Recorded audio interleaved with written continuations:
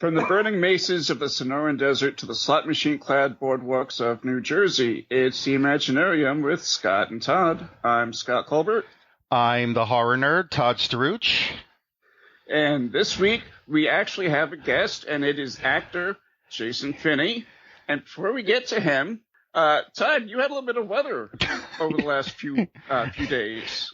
Yeah, a little bit. I measured the snow on my front lawn at 26 inches at the end of the night this past Saturday. So that was a lot. Yeah, it was fun. It was probably one of the worst snowstorms I've seen in a while. It was really bad on Saturday. And then Sunday morning, the sun came out, blue sky, not a cloud in the sky. I'm like, well, what the hell was that? But listen, it's what we deal with here in the Northeast. I'm telling you, out there, Scott, society as you know it would collapse. You guys would be killing and eating each other. I'm telling you. Dude, society collapses when we get 2 drops of rain. That's true. That's true. Yeah. What I want to know is what are all the people here going to do with all the milk, bread, and eggs and bottled water that they bought? That's a good point. Maybe they'll end up on eBay. Yeah, exactly. So, yeah, we're silly Northeasterners. Oh, gosh. Well, let's go ahead and not waste any more time. And why don't you go ahead and introduce our guest, because he's somebody that you know. Yeah, well, Jason is an actor from right here in New Jersey currently. We met a couple of weekends ago at the Macabre Fair Film Festival, and Jason was hosting and conducting a workshop called How to Be a Villain. And I participated in it, and it was really cool. And I'm not just saying this because he's on the phone. It was one of the highlights of the weekend for me. I had a blast doing it. He was excellent at it, and I think I could now be a villain. So welcome to the show, Jason. Hey, thanks a lot, man. I appreciate that. It was fun having you in that class, by the way. You were great. Thanks. Yeah, I think Todd would probably make a really good villain. Todd would make a great mob boss. Can't wait to see it. Oh, that's right, because you did play a mob boss. You had a bit part in. Well, it's funny. So we just a quick background, Scott. Part of the workshop was everyone in the workshop. We all had to come up with a character and write a monologue, and then perform it up in front of the group. Wow. So I picked up, I did this little thing as if I was a mob boss and, someone violated my daughter and I'm sending my goons out to kill this guy, So that was a lot of fun. But yeah, so I play him. There's a short film that I am in that's coming out next month called Ghosts and Gangsters, where I do play a mobster. I'm not the boss. A very distinguished Italian-looking guy plays the boss, but I play one of his henchmen where we get to whack somebody, so that was a lot of fun.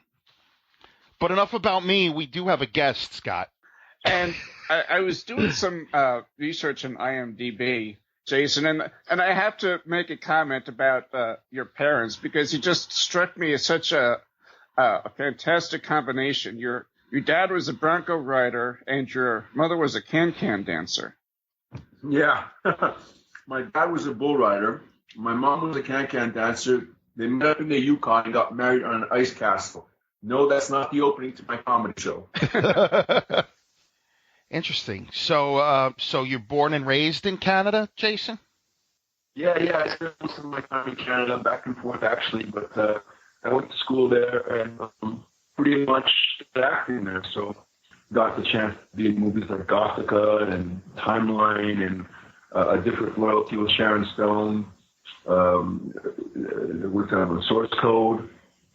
So I've been quite fortunate, thanks to the fact that our dollar sucks. Yeah, I have some friends, that used to live in Toronto, and I know that there's a lot of a lot of films get made in Toronto because it looks very much like New York City, and it's a lot cheaper to film there. So I guess I can understand that. Right, yeah. Toronto is a very metropolitan kind of place that could really, it could double for any city, any American city. So they like Toronto. They like Montreal because Montreal has a certain European flair to it. Sure. So if you want something that has a little bit more of an exotic look to it, you'll probably want to go to Montreal. Then if you want something that's more mountainous and has some kind of a vibe of the great outdoors per se, you'll go up to Vancouver. So how did you get into acting? I know you actually played hockey first. Yeah, actually I was a hockey player first, then I was a drummer for 13 years and played professionally here in New York actually back in the 90s. And then fell into acting through my personal training business that I've had forever. One of my clients at that particular time was an agent, and she took me on as a client simply because she thought I had a pretty good look and whatever. And my first ever audition was for Teenage Mutant Ninja Turtles, the TV series, in terms of booking. My first ever audition getting into a room was for X-Files, not the one that's airing now, but the one that aired back in the 90s. And I actually got a call back on it, which basically turned me on to acting, completely. And from that point on, I took it seriously and decided I was going to do this. And it's been a up and down journey because when you are in Canada, if the dollar is good, they don't come up to shoot. There's not much Canadian production being done. So you got to ride the wave when it's good. It's almost like, you want to make the hay when the sun's shining. It's the same kind of thing when it comes to the acting because you can go through dry spells of years at a time that nothing's happening. For example, not too long ago, the Canadian dollar was worth more than the American dollar. And there was nothing being shot in Canada. It was like ghost town. Well, what about Canadian productions? Is there not a big movie production in Canada? No, there's not a lot of local productions. If they are, they're very small, and it's very hard to get them broadcasted because there's very few Canadian stations. So they rather play reruns of The Simpsons than give a young filmmaker in Canada a chance to try and get something done because they're just worried about the ratings and, of course, having viewers and not necessarily the art of filmmaking. I asked that because when I was doing some articles on David Cronenberg a couple of years ago, one of the things that he had always talked about was getting funding was a big issue for him. And most of it would come through the government because there wasn't like a big, quote unquote, Hollywood type atmosphere there. Yeah, they do fund through the government. And that is a touch and go situation depending on who's in power at the time. It's not really something that has a huge budget. It's not something that is vastly offered in terms of funding. It's pretty difficult to get the funding, and it's like anything else, you got to have the contacts. So up-and-coming filmmakers have to resolve to, raising money on their own or just putting up the money themselves, whatever it may be, to try and get something done. Well, I got a bunch of buddies back home that have done they've done tons of small little independent films. They're not going to go anywhere, but they're certainly having fun doing it, and they're getting better as it goes along. But it's very difficult to make money on a Canadian film. Oh, please! It's tough to make money on a U.S. indie film. So you can imagine. Yeah. Well, you have 50% of the world market, so you can imagine with only 3% of the world market, which Canada represents, how difficult it might be. Sure. Well, that's what you get for sending us Bryan Adams. Hey. We're still pissed about that. Yeah, we're still pissed about that. Hey, listen, we sent you Platinum Blonde too, so be careful. Okay, fair enough. And they also sent us William Shatner. Yeah. That's right. Yeah. And John Candy. And John Candy. And Dan Aykroyd. And Jim Carrey. Yeah, well, I'm on the fence about Jim Carrey, so I'm not sure I would actually consider that a plus. Yeah, I know how you feel about Jimmy Yeah. Scott.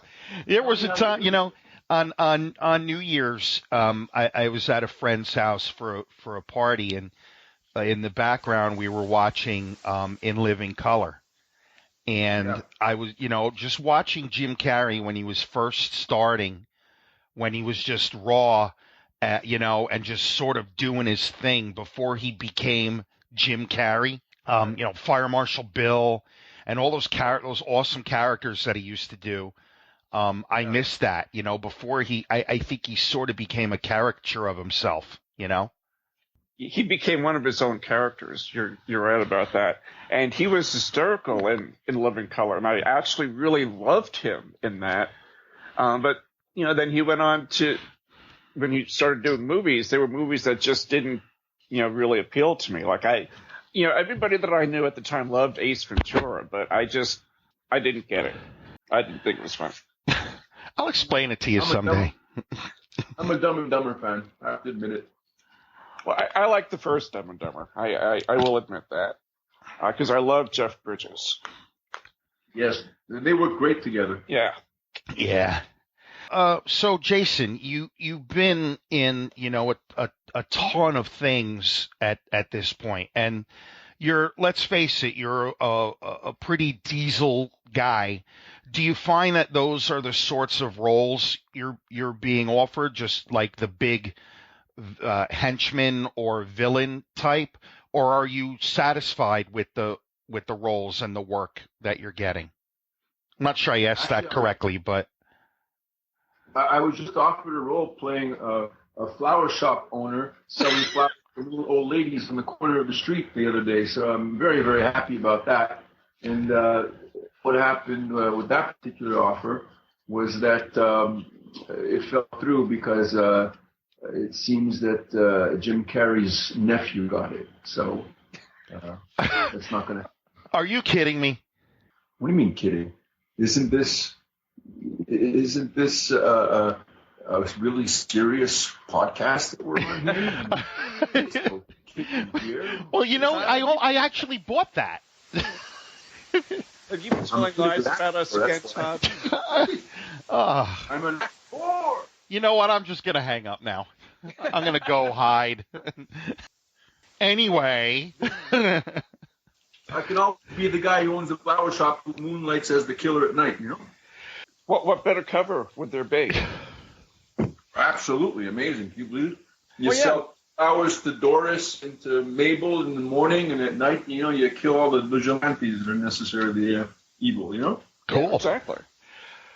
So, Jason, piggybacking on the workshop that we did, it was really, again, it was very informative and cool. Now, do you sort of gravitate? Do you like playing the villain or the heavy? Is that something you just get a kick out of?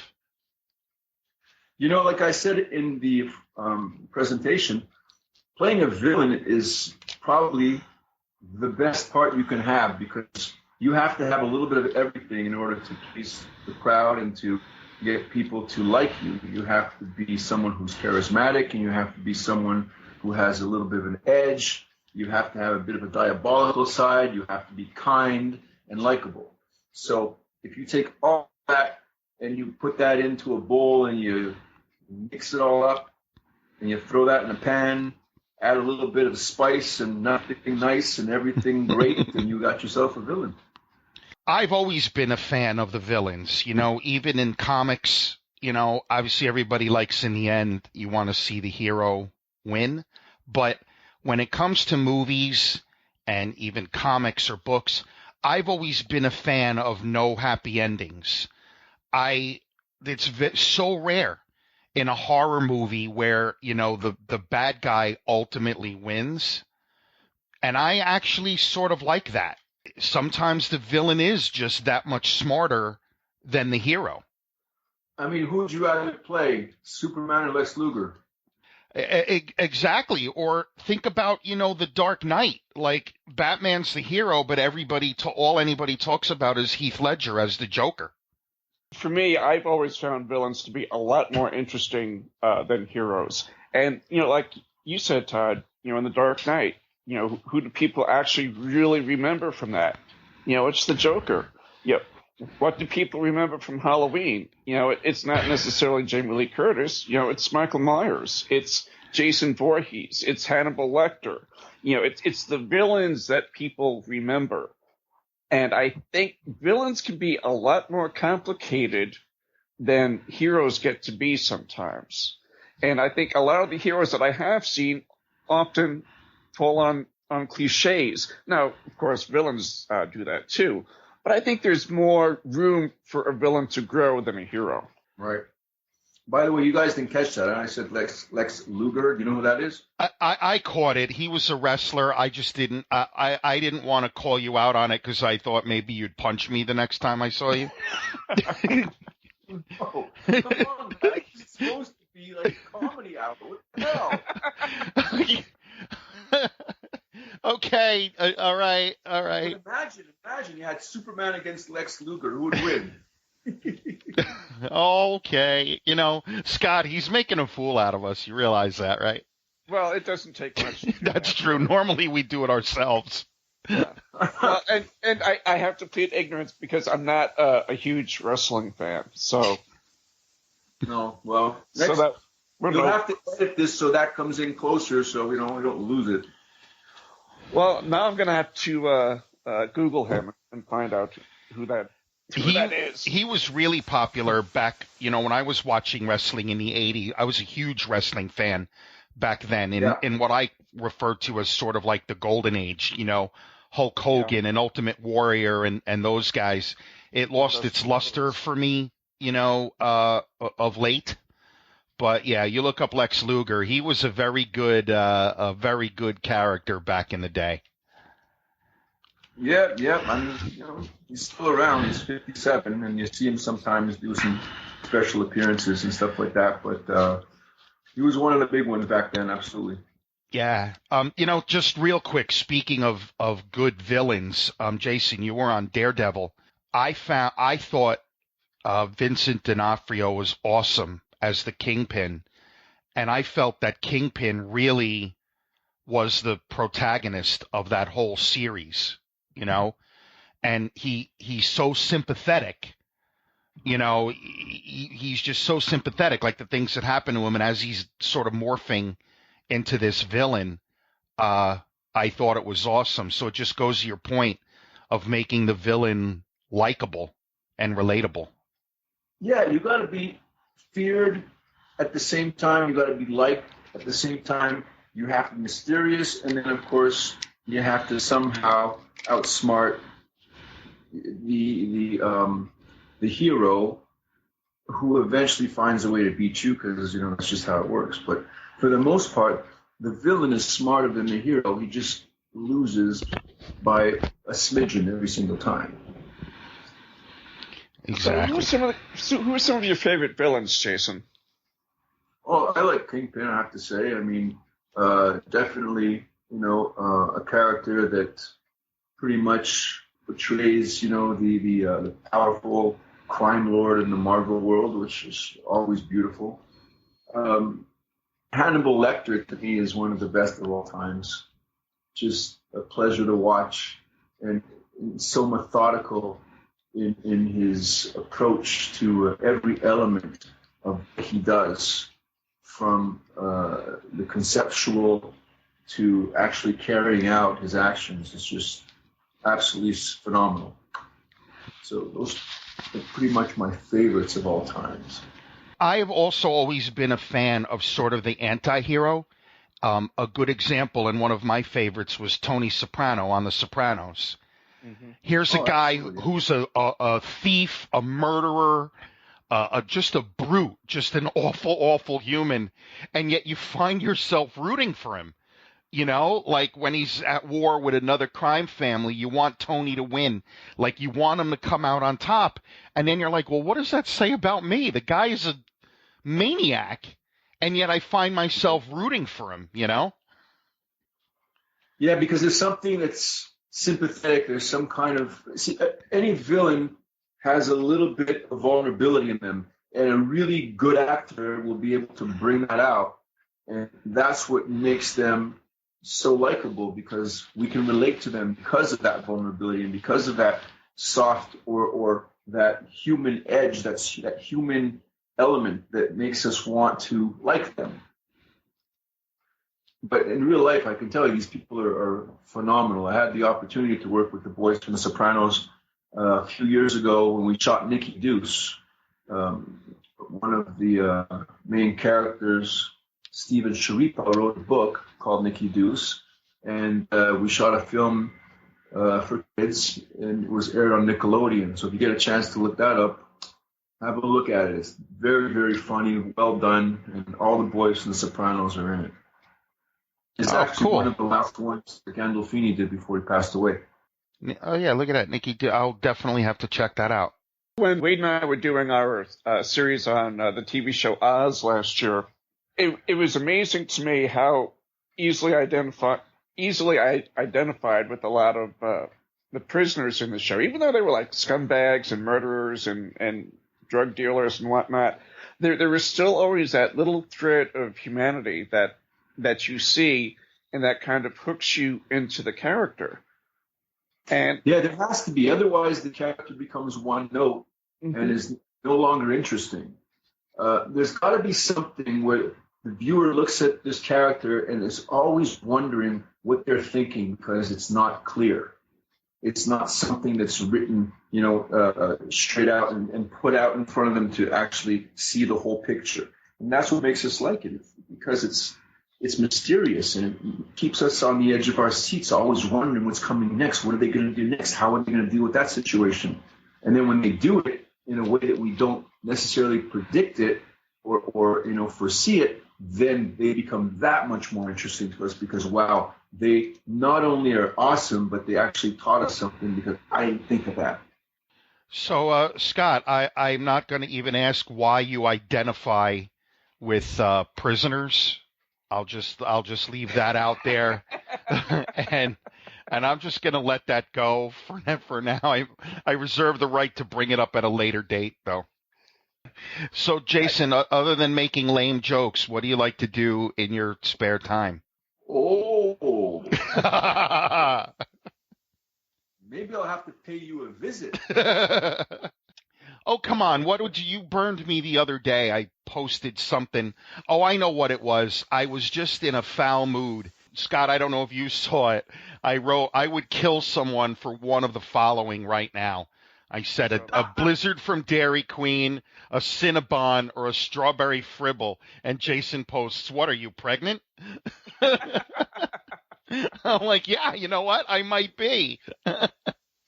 And yeah. You came back with one of your lame jokes and asked me, said something to the effect that, no, I didn't ask for a pickle. Yeah, that was the best I could do. Yeah, it was lame. I'm embarrassed.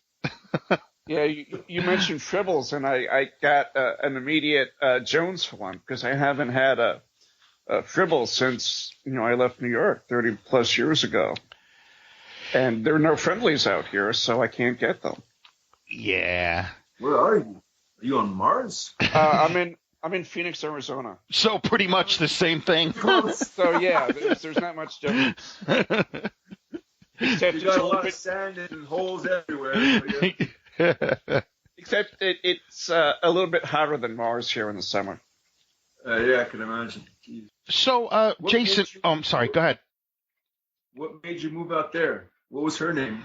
Well, it was Mom and Dad. My dad retired from the police force in New York, and so my parents decided that they wanted to move out to Arizona because my aunt lived here, and I was just 16 at the time, so didn't have much choice in the matter. And you liked it so much you stayed? I really don't like it, but now I stay because my mother's, getting up in years, and I want to be, around for her as much as I can. Well, that's nice. What a nice son. Yeah. Todd can take a lesson from this. That's just to make up for all the utter crap that I've put her through for the 50 years of my existence. Well, yeah, we won't talk about that. Maybe one of the reasons why she's in the predicament she's in today. Well, exactly. Yeah. Before you start singing his praises, Jason, let's just settle down for a minute. I know things. Hey, yes. I know things. So, Jason, I didn't get a chance to ask you while we were at the festival, but I'm just curious, did Elsie, did they reach out to you as a guest specifically to host that panel, or how did that actually come about? No, she actually asked me to come as a celebrity guest, which was great. Cool. I, of course, accepted because, I love Elsie. She's wonderful. And anytime she'll ask me to come back or help her with anything, I'm there for her. So that's definitely it. And then she said, okay, so, what do you want to do while you're here with panels, this and that? I gave her a bunch of different suggestions. And once she saw that one, she jumped on it and we ran with it. Nice. What did you think of the event as a whole? Oh, I love the event. I think it's a great event. It's a great opportunity for people to come together, have fun, share ideas, watch great movies, have a nice meal together, have a couple of drinks from your private cooler party. That's pretty much it. Thank God it was the weekend that it was and not the following one, because it would have been a different story, I think. Geez, with 37 inches of snow. Oh, yeah. It was, yeah. What a nightmare. And it was literally the week after. So, yeah. Yeah. Now it's it's a good time. I've been going to Macabre Fair ever since the first one, and I got to know Elsie and Adam really well. It's one of my favorite film related events throughout the year. I'm already looking forward to the next one. Oh yeah, Adam's a gem. He's a great talent. He's a wonderful man, and the two of them together, they're a powerhouse. It's wonderful to do anything with those two. They're just great people. Scott, save your pennies, and you got to come out maybe next January. That's what I would really, really want to do is to come out next year, just to see everybody, because I feel like I know everybody who goes there, because I talk to them on Facebook, and I chat with them. They've been on the show. Yeah, I mean, it is. You are very much, part of it. It's funny. You live far away, but you're definitely part of the circle. Well, and that's for better or worse. Oh yeah. One of the good things about the internet is it brings us all together like that. So I don't actually have to be in Jersey to be able to interact with everybody. True. That brings up a good question, at least in my mind. So, Jason, how has social media helped or hindered or affected you as an actor or performer? Do you make a lot of use of it, minimal use of it? What do you think? What are your thoughts on that? Well, it's great to post things, bookings and special events, stuff like, the Macabre Film Festival, for example. It's something I posted and got my followers to, look around and just give them the opportunity to come and party with us if they wanted to. I think it's nice. I think it's an opportunity to kind of reach out to people, to meet people that otherwise you would have never come across. It's a great opportunity to have people follow you and, just get to know people, in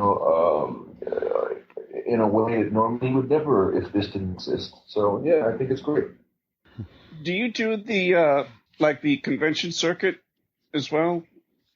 No, actually, I've done this one, and I do Comic-Con. I'm in this really cool startup show called Shredwater. And if you look up shredwater.com, you'll see a really nice website. You also will find that if you look on Amazon, they have a graphic novel that's one of the #1 bestsellers, which is really awesome. And we're releasing volume 2, I believe, in about a month from now. And it's forecasted to also go to #1 just based on the pre-sale. Wow. It's a really cool science fiction story. We're just finished now the whole Bible of the show, so they're actually starting to pitch it, and we're really, really excited about it. Chad Coleman of The Walking Dead is on board with us. Oh, cool. And nice. Yeah, we're really excited at the possibilities of the show, and the people that we've shown it to in the industry are really excited about it as well. So fingers crossed, God willing, it'll all go well, and we'll be in production soon. Well, I think now is probably the best time to do something like that, because I can't think of a time in TV's history where we've had so many quality dramas, whether they be, horror, police, procedurals, or whatever the case may be. And it's amazing. It used to be that you were scrounging to find something good to watch on TV. Now there's almost too much. Right, and also with the internet and all of the new media, yeah, there's opportunities galore to always watch something new, different. And you have access to all kinds of shows that go over, above, and beyond just the regular network stuff. So do you think that's changed? Has it made it easier for you to get jobs as opposed to when you first started out? Well, what makes the easier part is that there's a lot more out there. However, when you have that much more, you dilute the pot, so it's not as potent. In other words, there's a lot of things that are being shot, but are they the quality that you're used to seeing from network and from big cable shows? It's good and it's bad. It depends. It's like anything else. You have a lot to choose from, and then you just got to weed the good from the bad, and kind of try and get involved in projects that have legs, or that at least have a good storyline behind them. It's just like I said, anybody with a iPhone these days can shoot a movie. So it's different. It's a different world. The business is different. I remember when IMDb was only for specific types of projects, and anybody who was doing something on IMDb were doing things like network shows. They were doing feature films. They were doing stuff that you could find broadcast-wise. Somewhere was being broadcast. Today, IMDb is filled with all kinds of stuff. If you're doing something, I don't know, if you have some kind of a show that you're putting on the internet, boom, it's on IMDb. If you're doing something that's a short film that, is not really going to go anywhere, it's on IMDb. So it's just a different world today. Everything and anything can be posted. Whereas back in the day, I remember when I started, if you had an IMDb, it was like, holy shit, it really meant something, because you were on stuff that was being broadcast only. That's a good point. It is a good point. When I have an IMDb page, things have definitely changed. Yeah, it's funny. I did a movie called Timeline a while ago, and with Paul Walker, and that particular movie was really cool. I played an English guard, and I was an actor, and I also had some stunts in it. And it was the first gig that I booked myself without an agent. And when I signed my contract, there's a little box that says back end credits. And I didn't even know or even think at the time that I needed to check this box in order to appear in the credits. So when I went to the theater to watch the movie, I saw myself. It was like cool, awesome. And I'm sitting in my chair and I'm watching all the credits roll. And it's like 5 minutes later into the credits. And I'm thinking, okay, here it comes. And damn it, it never came because I didn't check that little box. And to this day, I still don't have it on my IMDb. Whereas, a couple of guys that are doing some short film just basically post it and boom, it's up. For some reason, because of the nature of this particular project, I can't verify it because they don't have it on their list as me being part of it, I guess, because I didn't check that. So I would have to send them the contract and all this nonsense. But I just think it's a really nice conversation piece as opposed to fixing it. Yeah, that's funny. No, really, I was in this movie. I swear to God. Hey, You know, you watch let the me show movie? you my contract. Exactly. Here it is. Look. But no, honestly, you see the movie? I'll point it out to you. There I am. Actually, it was interesting because do you remember seeing that movie? I know I saw it. I don't remember Yeah. excuse me, a whole Well, bunch about it. so Paul Walker and company, we bring them into the tower and we hold them hostage in this attic uh, kind of cell, if you want. And they find a way to break out. And it's one of those. You okay? Yeah, I'm sorry about that. No problem. I thought Try I not to muted. die, Scott. There's paperwork and stuff involved if it happens while we're recording. Just remember to check the box. All right. Yeah. So, what was I saying? We're talking about timeline. And you were talking about the plot of it and that taking Paul Walker hostage.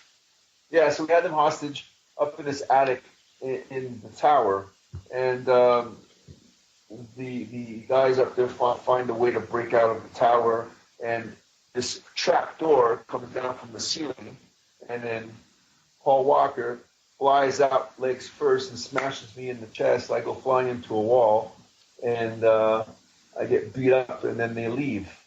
But prior to that, they're making noise and talking up there, and I'm sitting there having a chess game with my compatriot partner here, and I look up, and through the crack in the floor, I yell up to them to be quiet. So when I'm watching this film with a bunch of friends and stuff, I freeze it right there. See?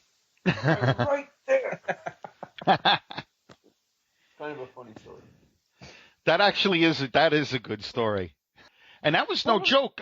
That movie, I am a big Michael Crichton fan, and that, movie was based on one of his books that I liked. And that was no joke. Richard Donner directed that. It had Gerard Butler in it, Billy Connolly. Yeah. That was a good cast. Yeah. I didn't know, or I didn't remember that Dick Donner had directed that. Yep. And I just had something I wanted to say, and I forgot, so there you go. Go ahead, Scott. What's it like for you, or what was it like for you the first time you actually saw yourself on the big screen? I imagine that has to be kind of one of those once-in-a-lifetime moments.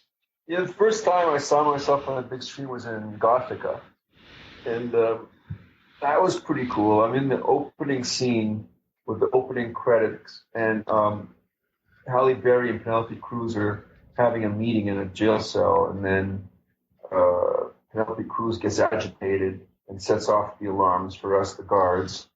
And then I come in, and I grab Penelope, and I tell Halle to get away and all this stuff, and just a chaotic moment. And then I grab Cruz, and I basically take her down the hallway. And as the credits are rolling, you see me taking her down the hallway, which is really cool. And then right at the end, I throw her in her cell and I tell her she's nuts.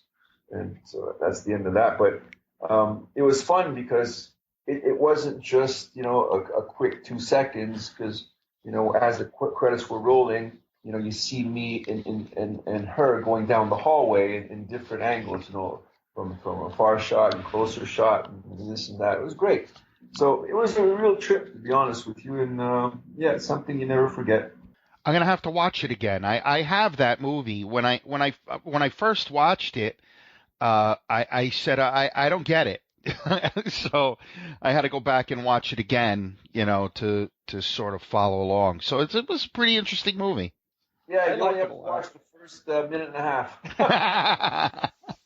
Just out of curiosity, when you're an extra and you have a role like that and you're working with two fairly big names, do they have, I don't want to say rules, but is there certain reasons you're supposed to work with them or talk to them or not talk to them? Yeah, you have to wear surgical gloves, and you can't look at them until they actually yell action. When we finally do yell action, you have to keep a safe distance away, and you have to make sure that your lines are always delivered to their opposite side of the camera where they're standing, And then from that perspective, behind them, there's a reader who throws their line towards you. Right. I just got served. Totally. There's no real. No. You're there to do the job. They're there to do the job. That's all it is. It's a job. It just happens to happen in front of cameras, and then it's going to be viewed in front of millions of people. But apart from that, it's just a job. I wasn't looking for any juicy gossip or anything. I was just naturally curious because, unlike Todd, I have absolutely zero experience with movies. Most of my creativity is with writing. So, that's funny because Todd told me you were a critically acclaimed actor.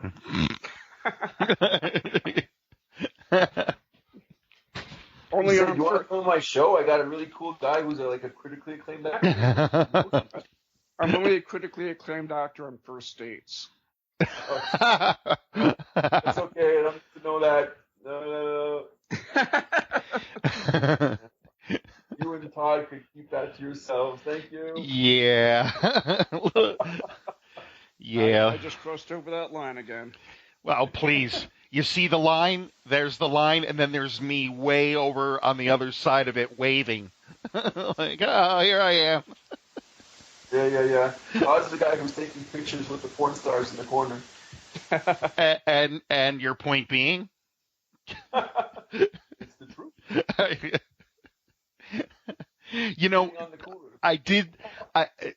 Jason, something you said did catch my attention, and it's something that Scott and I have brought up many times on different episodes. You said everyone with an iPhone now is shooting a movie, and it's something we talk about all the time. The technology has gotten affordable. The editing software is easily available. So you're right. Anybody with an iPhone or a reasonably priced camera is picking it up and making a movie. And we often talk about on this show is, should they be? We appreciate creativity always in people, but my personal feeling is, just like I'm not cut out to be a neurosurgeon, not everyone is cut out to be a filmmaker. What are your thoughts on that?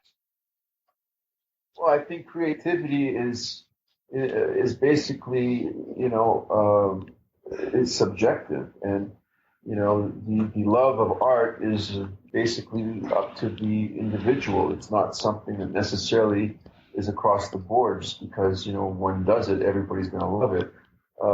I think that being creative is part of life. You take out creativity, and you're going to lose a lot of entertainment and a lot of just pleasurable experiences. So regardless if it's good or not, I still think it should be done. Should it be broadcast? Should it be put on the internet? Why not? The internet is a highway for people to be able to express themselves and to post, what it is that they do. And it gives everybody a platform to be able to showcase who they are, what they've done, for your family, your friends.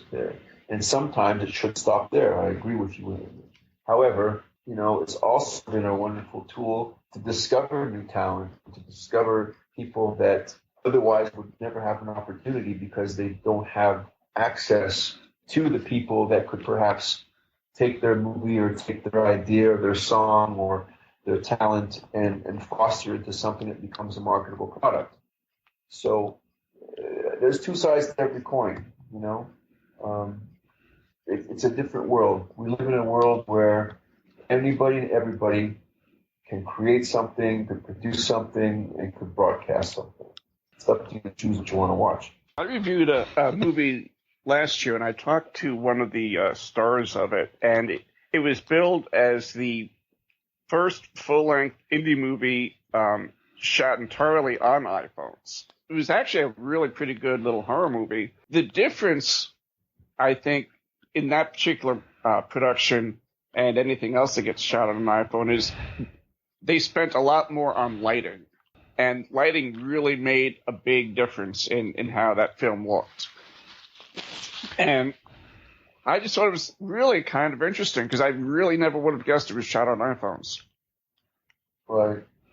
Well, lighting, sound, camera, I mean, those are the three main aspects. If you don't have the fundamentals down, then you can't do anything in the editing room. So if you don't have it shot properly with proper sound and lighting, no matter what you try and do in the editing room, it's just not going to turn out. So you got to have your foundation to then be able to, build on top of it so that you have this wonderful structure at the end called a movie or a TV show. You mean not everything can be fixed in post? Well, I knew you were going to say that. Fix it in post. Yeah. Well, no, not everything, that's for sure.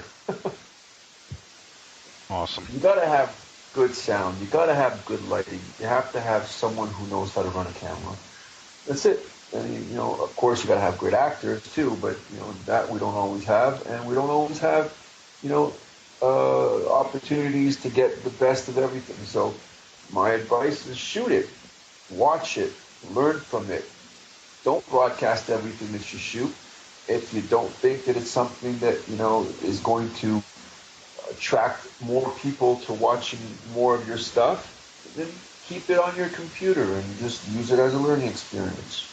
Move forward, write the next one, and it'll be better than the previous one, and then you just get better from there. It's the same thing like anything else, training, acting, whatever it is. Athletes, they all start from somewhere, and it's always the beginning. Yeah, that's really good advice. And, I know as a writer, there's a lot of stuff that I've written over the years that I've stuck in the trunk or, now in a folder on my laptop that I probably would never release to the light of day. But a lot of people just don't seem to have that kind of discernment about their material. They think, well, I've written it, so I'm just going to throw everything out there. Sometimes you have ugly kids. But you still got to feed them and clothe them. True enough. Please. I knew I was an unwanted child when my bath toys were a radio and a toaster. So on that note. So if there was one villain that you could play, Jason, who would it be? One villain I could play? Well, I'm really, really excited to play the character of Lockjaw in the Treadwater show. He's a phenomenal character with a really interesting backstory, who is all about destruction. But at the same time, he's very savvy, he's very smart, he's cunning, but in the end, he's just there to annihilate. Awesome. So the character that I would most like to play is Lockjaw. That's such a great name for a villain, too. Yeah, it's really cool. Awesome. I'll look forward to that one. Yeah, please do. Please check it out. Treadwater.com. What else you have coming up aside from that? Well, I did an episode of Person of Interest that will air in the summer. I also did a movie called Tallulah with Ellen Page. Should be coming out also in the summer. I did a movie with Daniel Radcliffe called Imperium, which also should be coming out in the summer. And finally, I auditioned for the new Triple X movie that, God willing, will be involved with. Awesome. All right, Scott, I think we're about out of time. Yeah, any last questions, Todd? Yeah, just I always try to think of some. You sort of stole my thunder a little bit with the question about the villain, but Jason, if there was one movie or TV show where that you could be on, that would be your dream gig, what would that be? Little House on the Prairie. I thought you were going to say Romper Room, but okay, I'll go with that.